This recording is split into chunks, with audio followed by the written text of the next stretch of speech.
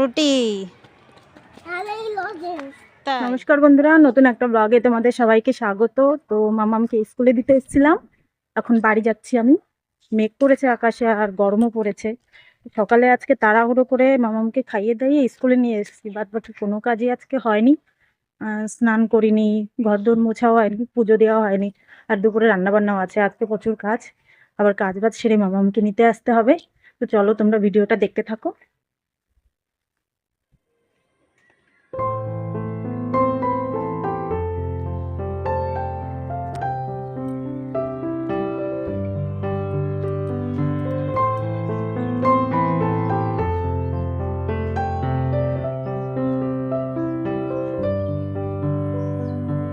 বাড়ি চলে এসেছি, এখন হচ্ছে ভাবছি আগে রান্না করব।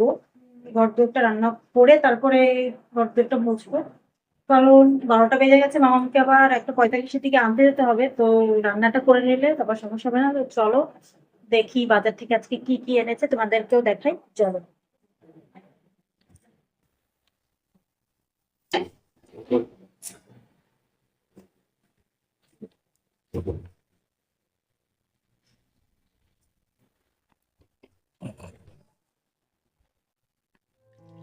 আমার মাছ কাটা হয়ে গেছে। এই যে হচ্ছে মাছের ডিম, আলাদাভাবে বের করেছি আমি, আলাদাভাবে এই করবো বলে।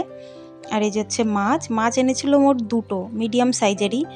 একটা কেমন যেন একটু নরম নরম টাইপের হয়ে গেছিলো, ফ্রিজে রেখেছিলাম, তাও যেন কেমন হয়ে গেছিলো।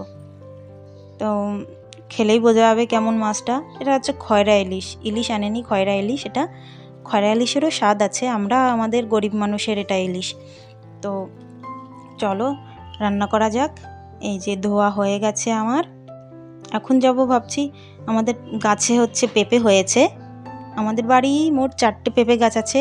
দুটো তো অনেক বড় বড় হয়ে গেছে, আর দুটো লাগিয়েছে, দুটো ছোট ছোট আছে।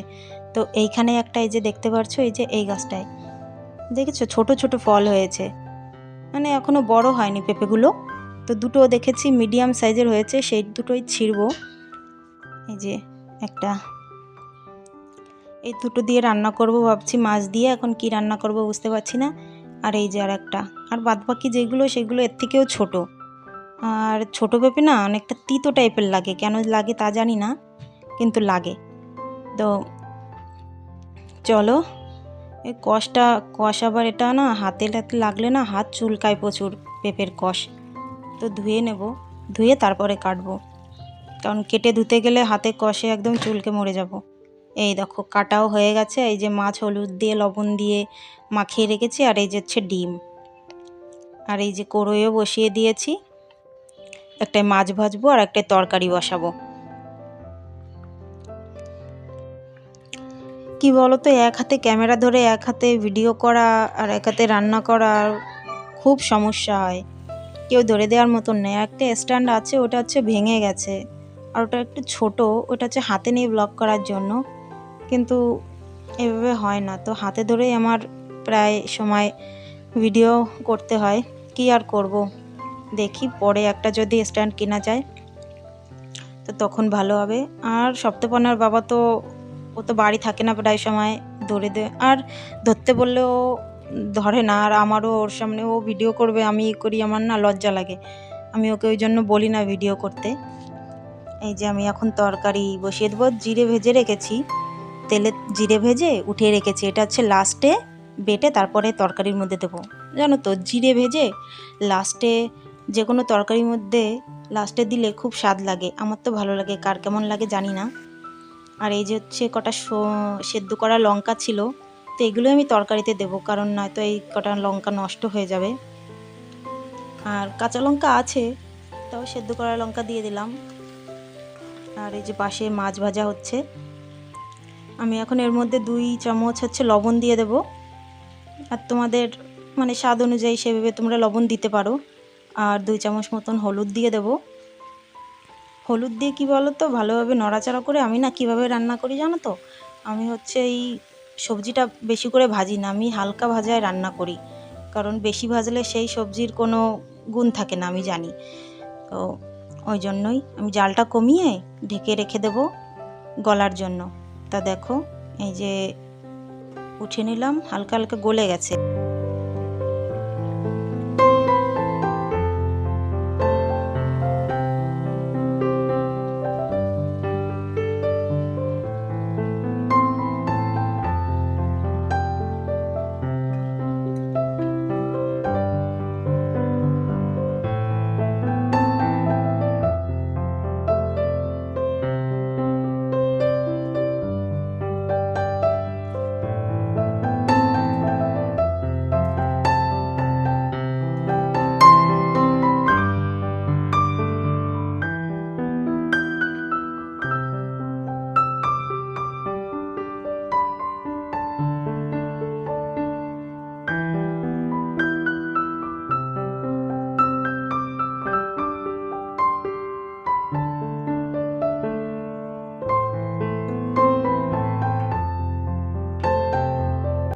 আমার রান্না কমপ্লিট হয়ে গেছে। এই যে মাছের ডিম ভেজেছি লঙ্কা চিড়ে, আর এই যে হচ্ছে তরকারি। কেমন হয়েছে অবশ্যই তোমরা বলো। তো কাজ বাজ সেরে মামামকে আনতে বেরিয়েছি। প্রচন্ড গরম পড়েছে আর রোদ।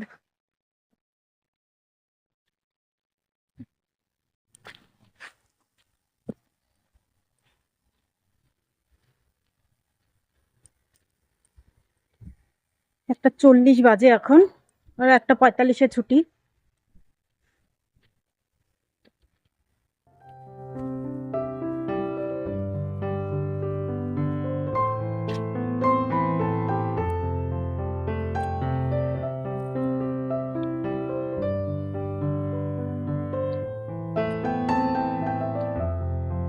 এই যে হচ্ছে ওদের স্কুল, আর আমাদের বাড়ি আসে এই দিক দিয়ে। ও, প্রচন্ড গরম পড়েছে আজকে, প্রচন্ড।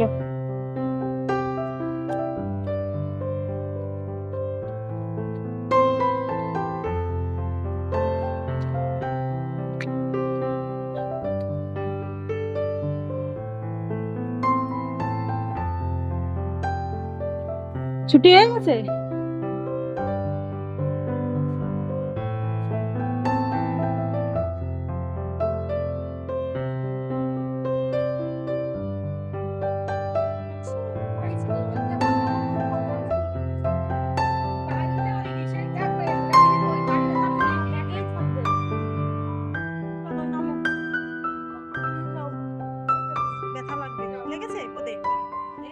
ফ্রুটি তাই? ও তাই,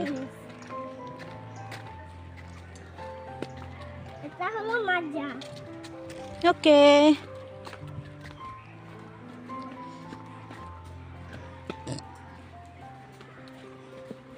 ভিডিও বন্ধ করবেন আমার।